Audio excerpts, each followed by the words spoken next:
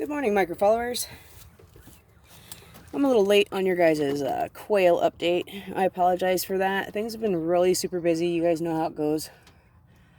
Trying to get things established, and then, the battle with my health.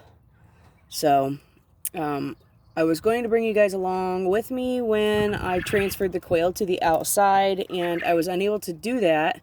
I actually started recording and brought them all out here and put them into this enclosure for the first time, and they were so scared that they actually hung out, and I'll show you here in a second when I move the food dish. They hung out in the back part, which is the sheltered box in the back of the enclosure. So, like, literally for hours. It was almost the next day by the time they finally came out. So there really wasn't anything super cool to see when I first brought them out. So what we have here, in case you missed a previous video, I only ended up with 6 females. Kind of okay, because your ratio is supposed to be 6 females to 1 male. So at least I got my 6. But out of the 18 total hatch, we had 2 die. And out of the 16, we have 6 female and 1 male. Which actually, that one that just took off behind the food dish, that breast was looking awful red. I might have a male in there. Might have to check it out. But, which kind of crappy, because then that means I only have 5 female. But anyways, here it comes again. Let's see. Well, that one definitely is a male on the right. It's crazy. I wish they would get back into the camera, but, I don't know. That one in the back, it's coming around the food dish right now. The chest is kind of looking red. I'm wondering if I might have me a male there. So, anyways, this is their new little setup outside. They're adjusting really well. They're doing good. So, I've got the rest of the males separated. They're in a different cage, and I'll show you this here in a second. But for now, I'm going to get this water re-upped for them and refill their food dish.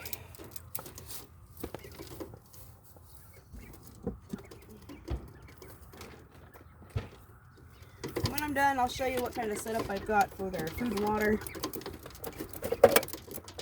I absolutely love this thing, really. See, back in here, you see the little doorway there. And that is where they've got an enclosed area. I'll show you here as soon as I'm done getting them all set up. Their food dish is still full, so I'm just going to leave that one for this morning. Good morning.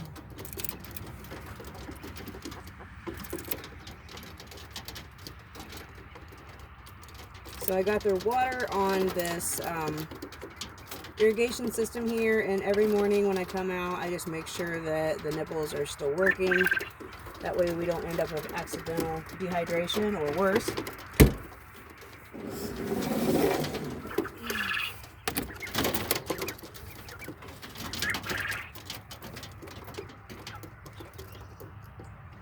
So I just fill up the little basin with a little bit of water and make sure that those are working correctly.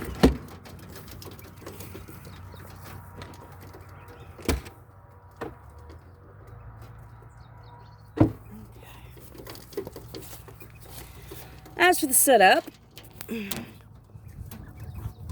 break free of my little twist tie phone holder. This is just a regular container, obviously. This little tube here, connected to the bottom, runs down and into this irrigation system. There's an open nipple on the end, and then 3 separate little basins, little bowls. Here, I'll get into one of the lids here, if I can one-handed.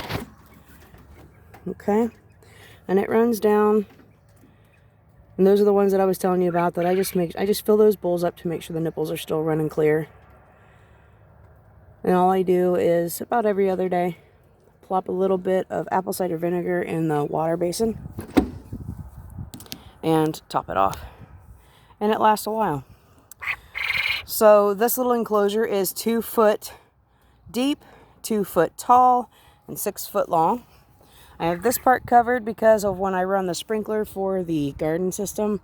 That way they don't get wet. And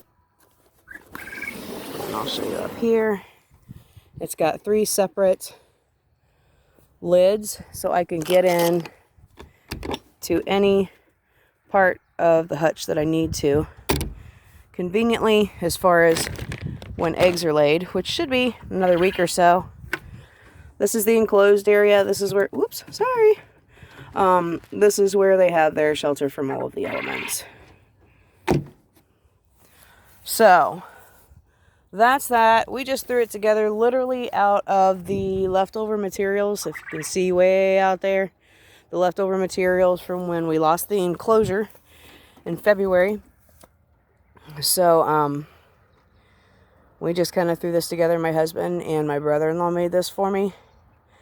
We had some weather restrictions, so it took a couple days, but it's a very simple layout, honestly. So, because we repurposed the wood from the enclosure, we had zero lumber cost. And I think I spent like 25 bucks on the hardware cloth, so easy peasy. Now on to the separated males. That's looking kind of dark and dingy and dungeon-like over here. But that's because they're going to be processed soon, so I didn't put a whole lot of effort into, you know, anything fancy or pretty. I bought this cage. This is specifically a quail cage. Personally, it's a little overpriced, in my opinion, but the function as well. It's got the tray system in the bottom, in the front that latches onto the front. It has a grate that you can put inside there to stop them from overeating, but for all the longer they're going to be around, I'm not even messing with it. It also has the drop tray for the eggs. Whenever the females lay eggs, the eggs will roll to the front. I have no females in here, obviously, because this is where I've separated the males for processing. I've got 3 males in each little jail cell, if you will. The irrigation system that's on the other enclosure is actually from this setup. If I can remember, I'll put a link in the bottom as to where I got it. It was $179, I do believe. So I just pulled the irrigation system from this, and I got them little water bowls instead. Like I said, because their visit is temporary. So that's where I've got the males housed for about another week or so. Okay, so that does it for our quail update. For now, they are a little over 4 weeks old. So we are going to... What do you got? How'd you get my rubber band in there? Little over 4 weeks old, so we're hoping to see some egg laying within the next week and a half or so. We're going to get the males processed up, and that is going to be actually how we distinguish whether we are going to continue the quail journey or not. We are still a little undecided at this moment if we want to do this. And yes, I am fairly certain that I have other males in here. I'm going to have to recheck everybody. The difference between the males and females is a red chest. And I'm seeing a little too many with a little too red. I might have less females than I thought. Oh God, that means I might have to spark up the incubator again. God help me. Anyways, thanks for joining me, micro followers. I love you guys. I hope things are rocking on the farm for you lately. And if you have any questions, yes, I hear you. If you have any questions about raising quail, I'll do my very best to answer. This is a new journey for us here at Mission to Micro Farming, so we're kind of playing it by ear. So I hope you guys have a wonderful day. I love you guys. See you next time.